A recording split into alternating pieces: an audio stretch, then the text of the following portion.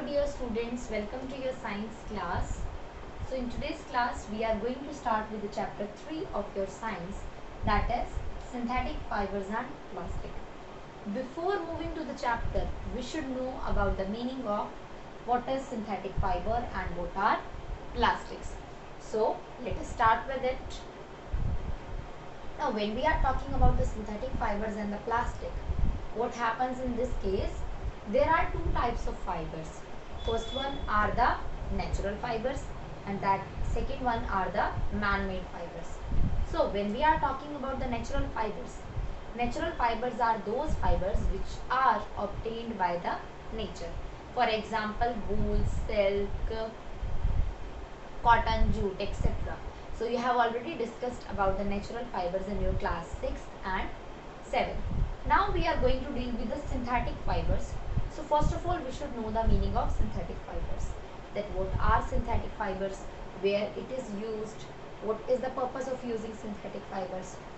So when we are talking about the synthetic fibers, basically the synthetic fibers are the fibers which are generally known as man-made fibers, and these fibers are prepared in the factories as well. They are not obtained by the plants and the animals. Okay, so when we are talking about the synthetic fibers, they are basically man-made fibers. Why they are known as man-made fibers? Because ये जो fibers होते हैं इनको हम लोग कहाँ prepare करते हैं? Factories के अंदर prepare करते हैं. We are not getting these fibers from the sources of plants and animals. So let us start our today's class from your textbook only. So first of all, we should know the meaning of synthetic fibers. That what are synthetic fibers? So have a look towards it.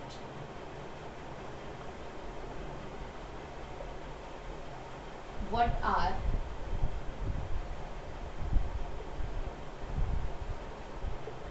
synthetic fibers? So when we are talking about the synthetic fibers, basically the synthetic fibers are the type of fibers which are made by the human beings, or we can say they are made by the man working in the factories. They are generally man-made fibers. So there are different type of synthetic fibers starting from the polyester. So when we are talking about the polyester, basically it is the chemical substance in which different units of esters join together. बहुत सारे asters का group मिलके polyester बनाता है, जिसके अंदर जो poly word है एक पॉलीमर को रिप्रेजेंट करता है. बहुत सारे एस्टर के जो मोनोमर्स मिलके पॉलिएस्टर बनाते हैं. अब जो सिंथेटिक फाइबर्स होता है इसके अलग अलग टाइप्स होते हैं. So we are going to discuss those types only. So let us start with the types.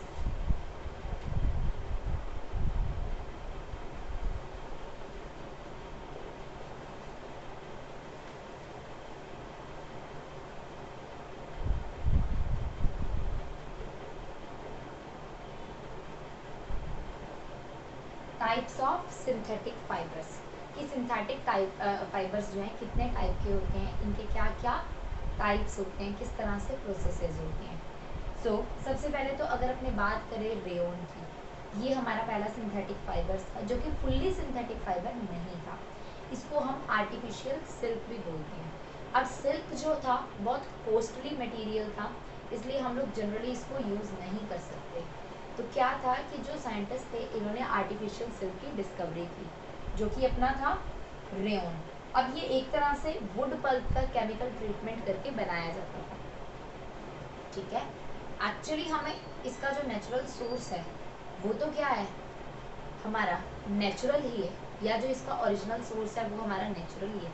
लेकिन अगर अपने बात करें इसकी मैन्युफैक्चरिंग की, तो सिंथेटिक चीज़ें ऐड करके फैक्ट्रीज में इसकी मैन्युफैक्चरिंग प्रॉपर तरीके से करके हम इसको आर्टिफिशियली सिल्क का रूप दे देते हैं, जिससे ये सिल्क की फॉर्मेशन होती है, और हम रेयन को आर्टिफिशियल सिल्क भी कहते हैं. कुछ कैरेक्टरिस्टिक्स इसकी कॉटन की तरह होती हैं, कुछ इसकी सिल्क की तरह होती है, और कुछ इसकी नायलॉन की तरह होती है. सॉफ्ट कपड़ा होता है ये, और जो कि फैक्ट्री मेड होता है या फिर मैन मेड होता है. अब जो नायलॉन है, रेयन के बाद जो आता है नायलॉन आता है. अब जो हमारा नायलॉन है nylon first fully synthetic fibre था जो कि पूरा आर्टिफिशियल ट्रीटमेंट से मिलके बना था। अब जो नायलॉन फाइबर है हमारा बहुत ज़्यादा स्ट्रोंग होता है और ये इलास्टिक भी होता है, इजी टू वॉश होता है और लस्ट्रस भी होता है, थोड़ी बहुत इसमें शाइन भी होती है नायलॉन फाइबर्स में। जनरली आप देखते हो रॉक जो है, रॉक क्लाइंबिंग के लिए यूज होती है रस्सियाँ, वो किससे मिलकर बनी होती हैं? ऑब्वियसली नायलॉन फाइबर से। अब इसके अलावा अगर अपने बात करें नायलॉन की, तो ये नायलॉन फाइबर बना कैसे है, इसकी फॉर्मेशन कैसे हुई है? तो ये सबसे पहले जो कोल और वाटर और एयर इनका मिक्सचर लिया गया है और इसके बाद इसको फुल्ली सिंथेटिक फाइबर प्रिपेयर किया गया। 1931 में नायलॉन की डिस्कवरी हुई थी। हम देखते हैं कि जो टूथब्रश का हैंडल है वो भी नायलॉन मटेरियल है। Apart from it the socks which we are using these are also made up of nylon only, and the parachutes which are used in the rock climbing, the ropes which are used in the rock climbing, these are all made from the nylon material only.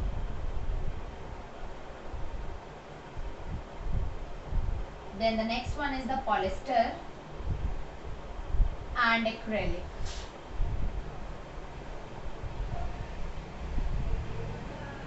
When we are talking about the polyester and acrylic, what happens in this case, polyester and acrylic, we say that this fiber does not get wrinkled easily. इसमें सिलवट नहीं पड़ जाते, इसको इतना ज़्यादा iron करने की भी ज़रूरत नहीं होती है। जनरली शर्ट्स वगैरह बनाने के लिए यूज़ होती है या ऑफिस वेयर ड्रेसेस बनाने के लिए ये थोड़ा बहुत यूज़ होता है।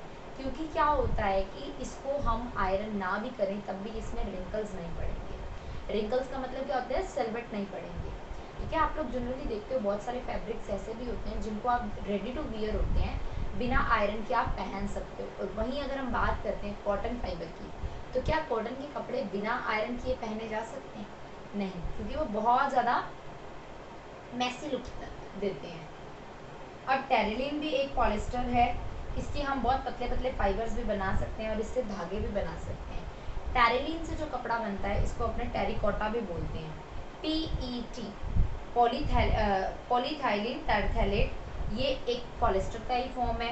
अब इससे भी हम लोग बहुत सारी चीज़ें बनाते हैं, जैसे कि बॉटल्स हो गई, इसके अलावा बहुत सारे प्लास्टिक आइटम्स हो गए, यूटेंसिल्स हो गए, तो ये हम किससे बना सकते हैं? पॉलिस्टर का फाइबर PET से। And the next one is the acrylic. अब एक्रेलिक भी एक तरह से क्या है, हमारा सिंथेटिक फाइबर्स ही है। अब जनरली ये थोड़ा सा एक्सपेंसिव होता है, लेकिन जो क्लोथ्स इससे हम एक्रेलिक फाइबर से बनाते हैं वो क्या होते हैं, हमारे ज़्यादा एक्सपेंसिव नहीं होते।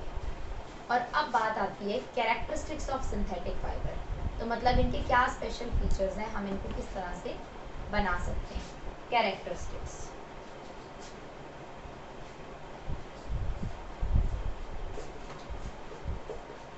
कैरेक्टरिस्टिक्स ऑफ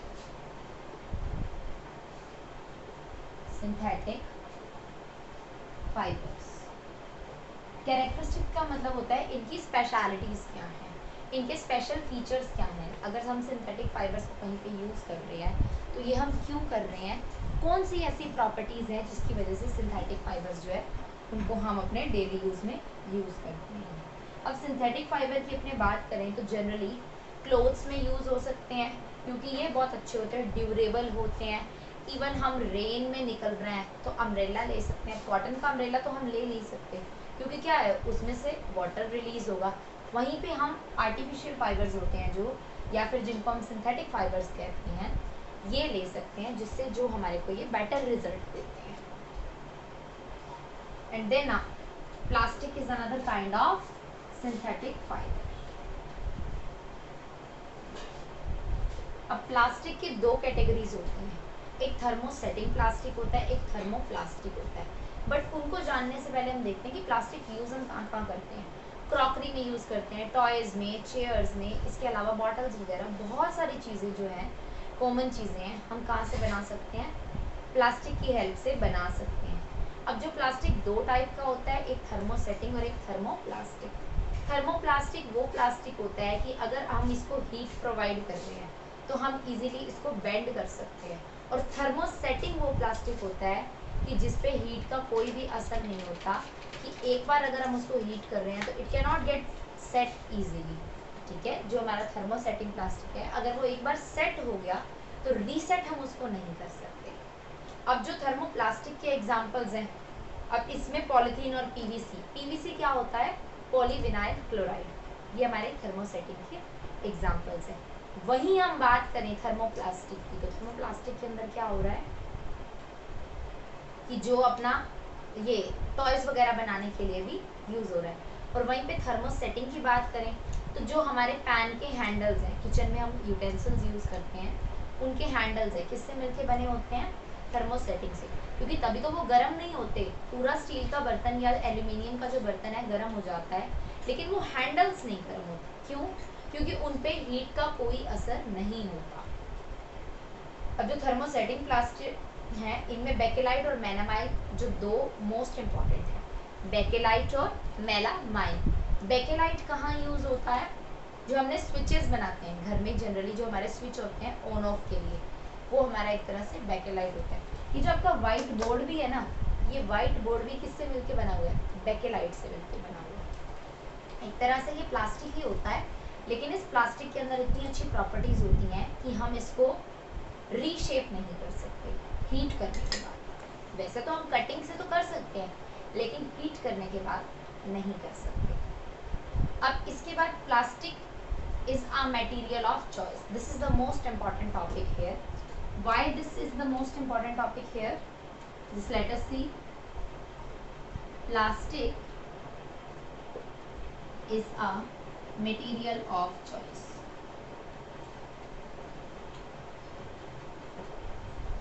हम कौन कौन सी चीज़ों को जनरली चूज करते हैं? सबसे पहले तो इकोनॉमिक होनी चाहिए। इकोनॉमिक मतलब इनका बजट सही होना चाहिए, रेट्स कम होना चाहिए। इसके अलावा क्या होता है, नॉन रिएक्टिव होनी चाहिए और ड्यूरेबल भी होनी चाहिए। मतलब कुछ स्पेशल क्वालिटीज़ हैं जिनके बेस पे हम चीज़ों को ऑप्ट करते हैं। पहला है नॉन रिएक्टिव। प्लास्टिक क्या है, इजीली रिएक्ट नहीं करता किसी के साथ भी। अगर अपने खाना प्लास्टिक में डाल के लेके जाते हैं, हार्म तो हमें पहुंचाता है, क्योंकि अब प्लास्टिक मेल्ट भी हो जाता है, लेकिन ये रिएक्ट नहीं करेगा किसी के साथ भी। अब इसीलिए इसके अंदर अपने बहुत सारे केमिकल्स को स्टोर करके रखते हैं। फूड स्टोरिंग की भी हम इसमें रखते हैं। और इसके बाद हो जाता है लाइट, स्ट्रॉन्ग एंड ड्यूरेबल। एक तो वजन में हल्का होता है, स्ट्रॉन्ग होता है मतलब लंबे टाइम तक चल सकता है, और ड्यूरेबल की इसकी लेंथ, ये जो इसकी लाइफ है वो अच्छी होती है। ठीक है, स्ट्रॉन्ग मतलब बहुत ज़्यादा हार्ड होता है, ये इजीली ब्रेकेबल नहीं होता। और आजकल तो बहुत सारे अनब्रेकेबल यूटेंसिल्स भी आते हैं प्लास्टिक के, तो जो बिल्कुल कांच के जैसी लुक देते हैं, लेकिन अगर हम उन्हें नीचे गिरा भी दें, they will not get broken easily. और poor conductor of heat and electricity. अब जनरली जो इलेक्ट्रिकल इंस्ट्रूमेंट होते हैं, वो उनकी जो आउटर कवरिंग होती है प्लास्टिक से की जाती है। क्यों की जाती है? क्योंकि ये पुअर कंडक्टर होते हैं, इजीली हीट और इलेक्ट्रिसिटी को कंडक्ट ये नहीं करते। लेकिन सबसे जो मोस्ट इम्पॉर्टेंट चीज़ आती है, एनवायरनमेंट पे इसका क्या इफेक्ट है। तो हम बात करें प्लास्टिक एंड द एनवायरनमेंट।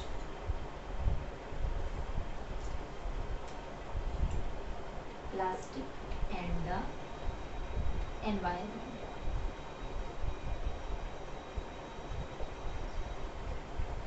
क्या प्लास्टिक हमारी हेल्थ के लिए अच्छा होता है? अगर हम बात करते हैं प्लास्टिक की, तो क्या वो हमारे एनवायरनमेंट के लिए अच्छा है? क्या ये इको फ्रेंडली है? नहीं। प्लास्टिक हमारी एनवायरनमेंट को बहुत ज़्यादा हार्म पहुंचाता है। बेसिकली प्लास्टिक दो टाइप का होता है, एक होता है बायोडिग्रेडेबल और एक होता है नॉन बायोडिग्रेडेबल। बायोडिग्रेडेबल कौन सा होता है? जो इजीली डिग्रेड हो जाता है। जैसे कि आप कैप्सूल्स लेते हो मेडिसिन के अंदर, वो कैप्सूल क्या है, बायोडिग्रेडेबल होते हैं, बने वो प्लास्टिक से होते हैं, लेकिन हमारी बॉडी के अंदर जाके वो डिसॉल्व हो जाते हैं। वहीं अगर हम बात करते हैं नॉन बायोडिग्रेडेबल की, तो नॉन बायोडिग्रेडेबल वो प्लास्टिक होते हैं जो इजीली डिग्रेड नहीं हो जाते, जैसे कि पॉलीथीन्स वगैरह। इनका हमारे एनवायरनमेंट पे बहुत ज़्यादा हार्म होता है। अब हम इसकी बात करें तो अब कौन कौन से मेथड्स हम अडॉप्ट कर सकते हैं जिससे प्लास्टिक का जो हार्मफुल इफेक्ट है वो कम हो जाए। सबसे पहले तो आर टेक्नोलॉजी यूज़ करके, आर टेक्नोलॉजी मतलब 3R 4R 5R अलग अलग टेक्नोलॉजीज है जिनके बेस पे रीयूज, रिड्यूस, रीसाइकल, रिकवर, ये सारी टेक्निक करके। इसके अलावा प्लास्टिक को ज़्यादा से ज़्यादा अवॉइड करके। इसके और अलावा अगर हम बात करें तो हम क्या कर सकते हैं, ग्रीन प्लांट्स लगा के इन सारी प्रॉब्लम को सॉल्व कर सकते हैं। So this is all about your chapter. If in case there is any doubt to you regarding the any topic, you can ask your queries.